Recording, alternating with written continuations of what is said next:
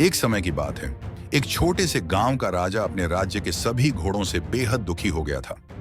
वजह थी घोड़ों का लगातार बीमार पड़ना और खेतों में काम न करना। राजा ने कई वैद्यों को बुलाया, लेकिन कोई भी घोड़ों की समस्या का समाधान नहीं कर सका। राजा अब तंग आ चुका था। एक दिन उसने कठोर निर्णय लिया। सभी घोड़ों को गांव से बाहर निकालने का आदेश दे दिया। गांव वालों के लिए यह बड़ा सदमा था, क्योंकि घोड़े उनके जीवन का अहम हिस्सा थे। घोड़ों में से एक, जिसका नाम था चतुर, बाकियों से बहुत अलग था। वह समझ गया कि राजा का आदेश सभी के लिए कितना खतरनाक हो सकता है। चतुर बेहद बुद्धिमान था और उसने ठान लिया कि वह किसी तरह इस आदेश को बदलवाएगा और सभी घोड़ों को बचाएगा। उस रात जब सभी घोड़े उदास होकर गांव छोड़ने की तैयारी कर रहे थे, चतुर चुपचाप जंगल की ओर निकल पड़ा। वहां उसने एक योजना तैयार की। अगले दिन वह सीधे राजा के महल पहुंचा। राजा उसे देखकर हैरान रह गया, क्योंकि वह चतुर की चालाकी के बारे में सुन चुका था, लेकिन आज उसे घोड़े की हिम्मत पर भी अचंभा हुआ। चतुर ने राजा के सामने जोर से हिनहिनाना शुरू किया, जैसे वह कुछ कहना चाह रहा हो। राजा ने ध्यान से देखा कि चतुर उसकी तरफ इशारा कर रहा है। पहले तो राजा ने इसे नजरअंदाज किया, लेकिन फिर उसने सोचा, क्या यह घोड़ा मुझे कुछ बताना चाहता है? चतुर ने अपनी टांगों से जमीन पर निशान बनाना शुरू किया और फिर राजा के इशारे पर महल के बाहर चल पड़ा।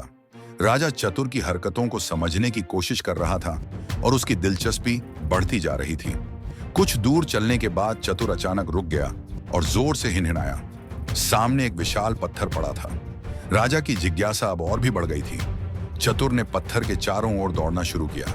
राजा ने अपने सिपाहियों को पत्थर हटाने का आदेश दिया। जैसे ही पत्थर हटाया गया, वहां से एक गुप्त सुरंग निकली, जिसे देखकर राजा दंग रह गया। राजा और सिपाही सुरंग के अंदर गए तो उन्होंने पाया कि सुरंग के अंदर एक विशाल खजाना छिपा हुआ था। राजा की आंखें चमक उठी। ये वही खजाना था जिसे कई वर्षों से ढूंढा जा रहा था। अब उसे समझ में आ गया कि चतुर ने उसकी सहायता से कितनी बड़ी खोज करवाई थी, लेकिन चतुर का उद्देश्य केवल खजाना खोजवाना नहीं था। उसने राजा को वापस महल की ओर खींचा और वहां जाकर जमीन की जांच करने के लिए इशारा किया।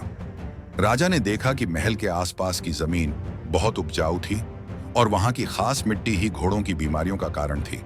चतुर ने राजा को यह समझा दिया कि अगर महल के पास की जमीन की जांच करवाई जाए तो घोड़ों की बीमारियां खत्म हो सकती हैं। राजा ने तुरंत अपने वैद्यों और विशेषज्ञों को बुलाया और मिट्टी की जांच करवाई। पता चला कि वहां की मिट्टी में कुछ जहरीले तत्व थे जो घोड़ों को बीमार कर रहे थे। राजा ने तुरंत उस जमीन को साफ करवाने का आदेश दिया और घोड़ों के रहने के लिए नई जगह का इंतजाम किया। राजा चतुर की चालाकी और बुद्धिमानी से बेहद प्रभावित हुआ। उसने तुरंत सभी घोड़ों को गांव से बाहर निकालने का आदेश वापस ले लिया और चतुर को राज्य का सबसे खास घोड़ा घोषित कर दिया। अब राजा और गांव के लोग समझ गए थे कि चतुर जैसा घोड़ा सिर्फ तेज दौड़ने वाला ही नहीं, बल्कि बुद्धिमान भी था, जिसने अपनी चतुराई से सभी घोड़ों को बचा लिया था। इस घटना के बाद राजा ने चतुर को अपने निजी दरबार में शामिल कर लिया और उसे एक खास जगह दी। चतुर ने अपनी बुद्धिमानी से न सिर्फ घोड़ों को बचाया, बल्कि पूरे राज्य का सम्मान भी जीत लिया।